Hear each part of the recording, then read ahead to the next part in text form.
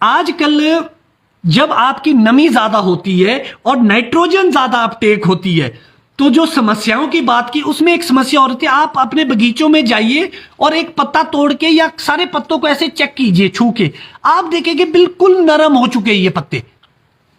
जब ये नरम हो चुके तो मतलब आपका प्लांट स्ट्रेस में है और नाइट्रोजन का अब अपटेक ज्यादा हो रहा है, जिससे हमारी पाउडरी मिल्ड्यू की प्रॉब्लम ज्यादा आ सकती है। आप देखेंगे कर्ल हो चुके हैं हमारे पत्ते, लगभग नालू से बन गए। इससे पहले भी हमने ये बताया था कि आपके जरूर पाउडरी मिल्ड्यू का अटैक रहे, क्योंकि मॉइस्चर बड़ा हाई है। तो इसीलिए आपको बड़ा सजग रहने की आवश्यकता है। जो भी लोगों ने या आपने माइक्लोबुटालिन की स्प्रे की, थायोफिनेट मिथाइल की कई लोगों ने हमारा लूना करा, कई लोगों ने अन्य चीजें भी डाली, पाउडर में कॉन्टाफ डाला, स्कोर डाला। तो उसके साथ साथ जिन भी लोगों ने सुपर और पोटाश अपने स्प्रे में डाला, तो उससे कहीं ना कहीं पाउडरी मिल्ड्यू भी कंट्रोल हुआ है। और यहां आपको ध्यान रखना कि जब ऐसा मौसम हो तो आपको नाइट्रोजन यहां पर स्प्रे में नहीं डालना भी, क्योंकि ऑलरेडी नाइट्रोजन बढ़िया चल रहा है फ्लो में हमारे। तो आपको यह भी ध्यान रखना पड़ेगा कि अभी आप नाइट्रोजन का फ्लो रोक दे, क्योंकि ऑलरेडी ज्यादा है नाइट्रोजन, सेल डिवीजन भी बड़ा अच्छा हो रहा है। इसलिए आपको यहां पर सुपर और पोटाश की आवश्यकता आपके फॉलियर में है। नाइट्रोजन से एक प्रॉब्लम में और ज्यादा भी बढ़ जाती है। अगर ड्रॉटी कंडीशन होती तो डेफिनेटली आपका बढ़िया रहना था भी नाइट्रोजन सेल डिवीजन में। इसलिए आपको यहां पर नाइट्रोजन डालेंगे। फिर आप क्या करेंगे, जब आप एनपीके कोई खरीदेंगे मार्केट से तो वो आपको महंगा पड़ेगा, जबकि पी और के अगर 2 ही मॉलिक्यूल वाला कोई आप स्प्रे में डालते तो वो कहीं ना कहीं सस्ता पड़ेगा। एक चीज की ये चीज थी। और इसके साथ साथ बहुत सारे बागवान साथियों को अपने बगीचों में ये प्रॉब्लम आ रही है।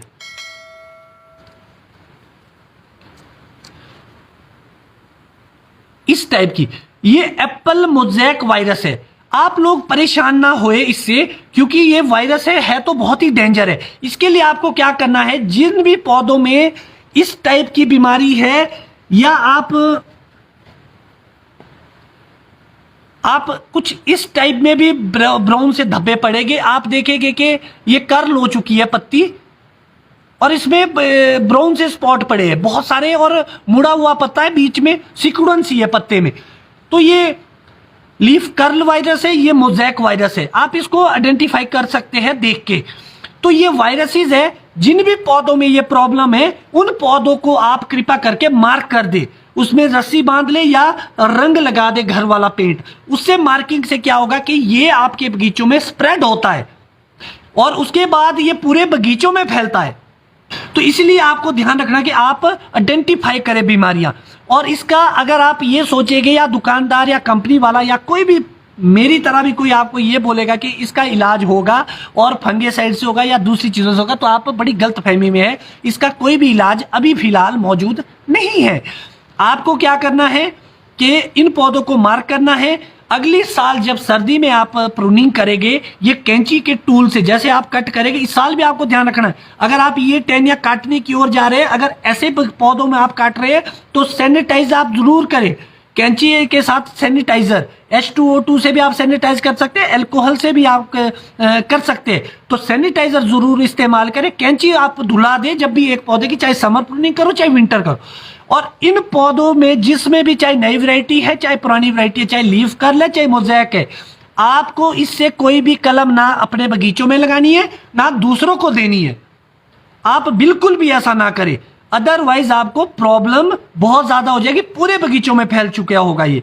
और ये जो सबसे ज्यादा बीमारी फैली है, ये हमारी कलमों से फैली है। जब भी आप कलमें खरीदते हैं, लेते हैं या एक्सचेंज करते, तो विशेष ध्यान करें ऐसे इन्फेक्टेड पौधों को से आप कलमें ना ले, ना किसी दूसरे बागवान को दे।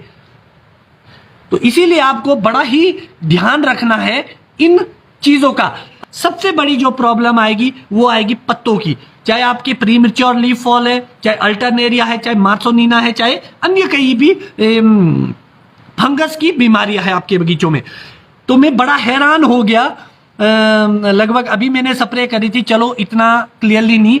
तो जब मैं अपने बगीचे आया तो आपको इस टाइप के कुछ पत्ते आपको अपने बगीचे में दिखेंगे और इस टाइप के स्पॉट दिखेंगे, ये अल्टरनेरिया के स्पॉट है। और ये बड़ी हैरानी की बात है कि इतनी जल्दी अल्टरनेरिया एंटर हो चुका है आपके बगीचों में। तो बागवान साथियों, आपको बड़ा ध्यान रखना है, आजकल अपने बगीचों में कुछ इस टाइप के भी आपको दिखेंगे, ये भी हमारा अल्टरनेरिया है। और अब बड़ी बात आएगी कि मैं आपको डरा रहा हूं, मैं आपको डरा नहीं रहा हूं, मैं आपको आगाह कर रहा हूं। अल्टरनेरिया इतना खतरनाक नहीं होता है और कि आपको घबराने की जरूरत है, मगर आपको सुनिश्चित करना होगा कि जिस दिन आप अपने बगीचों में स्प्रे करेंगे, अब समय आ चुका है कि आप कॉन्टैक्ट और सिस्टेमेटिक दोनों ही मिक्सचर को मिक्स करके स्प्रे करें। सिस्टेमेटिक फंगेसाइड आपके सिस्टम में जाके पत्तों के स्पोर्स खुले होंगे, उसके अंदर जाके काम करेगी, और जो कॉन्टैक्ट फंगेसाइड है वो आपकी लेयर बनाएगी ऊपर से।